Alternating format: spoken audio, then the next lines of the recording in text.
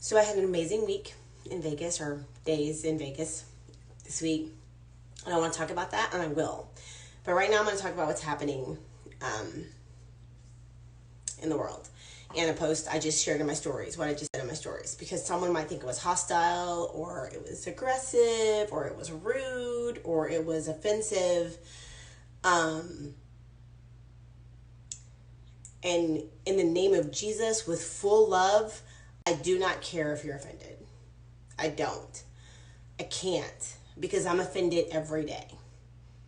Every day. As a black woman in America, I'm offended every single day by the way we're treated, by the way we're mistreated, by the way we're dismissed, by the way we're ignored, by the way we're overlooked. And now there's kids in school in 2021 doing a fake slave trade of their black classmates. If you don't know what happened in the story, in their Snapchat conversation, they were slave trading their friends in like a virtual slave auction of black classmates at their school. Y'all, I was a black kid in predominantly white schools my entire life. My children are currently black kids. They're one of two black families. We're one of two black families at our private school. And you know what? You can be Christian and you can love Jesus and you can think you're teaching your kids to be nice and kind and love others.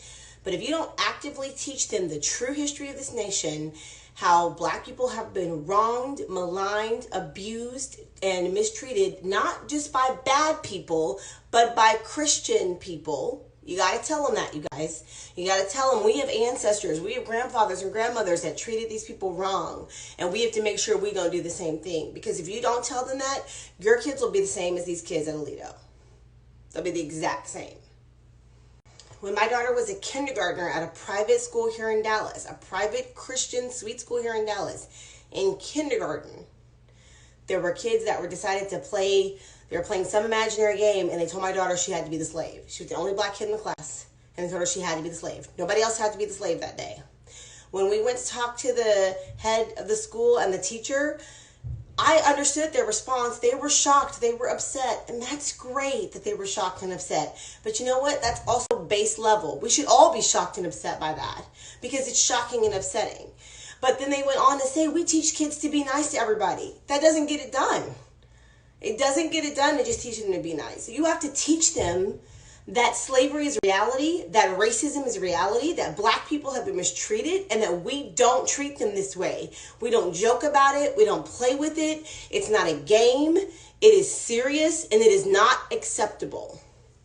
If you're not actively teaching your kids that this kind of behavior, mindset, discussion, games are wrong, that people do wrong things to black people, and that it's wrong, if you're not actively discussing it on a regular basis, just like you actively discuss all the other wrong things you don't want them to do, then they will someday be offenders.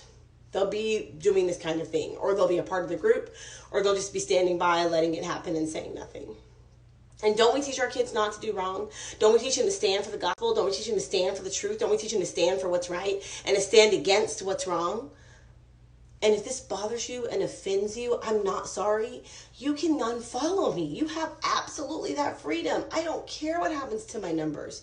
This is not, I don't live for these numbers. I live for my God and I live for my family. And my kids' lives depend on you teaching your kids how to treat my kids.